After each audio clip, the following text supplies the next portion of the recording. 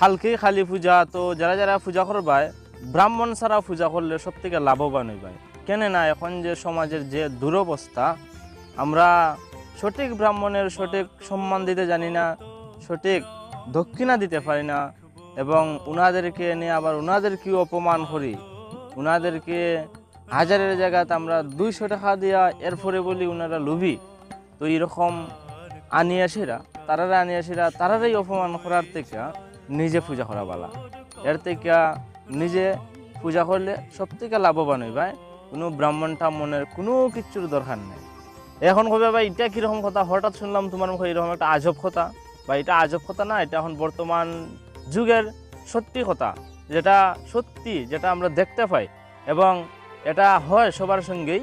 এবং কথা হয়েছে যে আমরা যারা সম্মান দিতে জানি না, যার সঠিক মূল্য দিতে জানি না, যাকে এনে আমরা অপমান করি, তাকে আনার তো কোনো প্রয়োজন নাই না।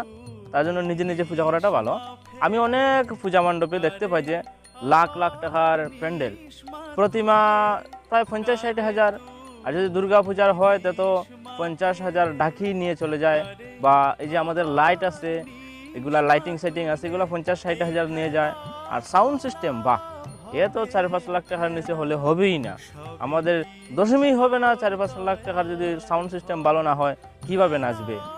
আর যে আছে না সুরা, মদ, এটা ছাড়া তো আর পূজা হবেই না। এখনো আমরা পূজার নামে কিছু করি না, যত সব ফালতু নামেই খরচ করতে পারি।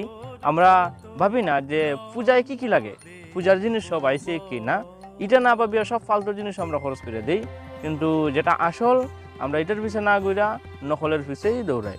কিছুদিন আগে যারা দুর্গা পূজা করছো বড় প্যান্ডেল বানায়া, আর যারা এখন খালি পূজা করবা বড় প্যান্ডেল বানায়া, তোমরা কাছে একটা প্রশ্ন করি, উত্তর দিবা সঠিক উত্তর, যে তোমরা যে পূজার জন্য চাউল আনো, এটা কি কোন চাউলটা, ভালোটা নাকি দোকানের বাঙ্গা মোটা আতপ চাল? উত্তর দিয়ে যাবে। প্রতিমার জন্য যে শাড়ি আনা হয়, যে মায়ের জন্য বস্ত্র আনা হয়, ষোড়শ উপচারের মধ্যে একটা হলো বস্ত্র। তো বস্ত্রটাকে তোমাদের বাড়িতে যখন পূজার সময় লোয়া হয় 1000, 1200, 5000, 10,000 এরকম শাড়ি, নাকি 150 টাকার একটা লাল পেরের মার্কিন শাড়ি? অবশ্যই উত্তর দিয়ে যাবে, খারাপ হইবে না কেউ। আর নৈবেদ্যের জন্য 2 কিরি খোলা, একটা নারকেল, 500 নকুল দানা, এরপরে এরকম সাগুটাগু এরকম আনা হয় না। আচ্ছা, যাই হোক, রেশনের মোটা চাল ভুজির জন্য, কারণ ব্রাহ্মণকে তো দিতে হবে।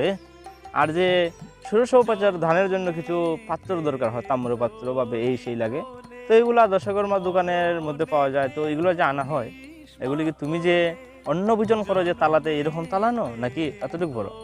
উত্তর দিয়ে যাবেন। এবং যজ্ঞের জন্য যে ঘি আনা হয়, এটা তো অবশ্যই আর বলার মতো নয়। আর ধূপকাঠির কথা তো আর কই লাভ নাই। আর প্রতিমার যে ঘট দেখার জন্য যে গামছা আনা হয়, আচ্ছা একটা কথা কও, যে জীবনে হাত মোছার জন্য কি এরকম গামছা এনেছেন? আমার তো মনে হয় না। তো এইরকম যে পূজা করে মনে শান্তি পাওয়া যায়, কোনোদিনে পাইতায় না। খালি পূজাই করবা, বড় বড় প্যান্ডেল বানাইলে কোনো কাজ হইতো না। আগে পূজার সামগ্রী ঠিক মতো আনতে হবে, তাহলেই পূজার সঠিকভাবে হবে। তো বেশি কিছু হইতাম না, অনেকে খারাপ পাইলে বা বেশি কিছু হলে, সত্যি কথা কইলে তিতা লাগে মানুষের, তো হয়ে লাভ নাই। আজকের ভিডিও এখানে শেষ। হর হর মহাদেব।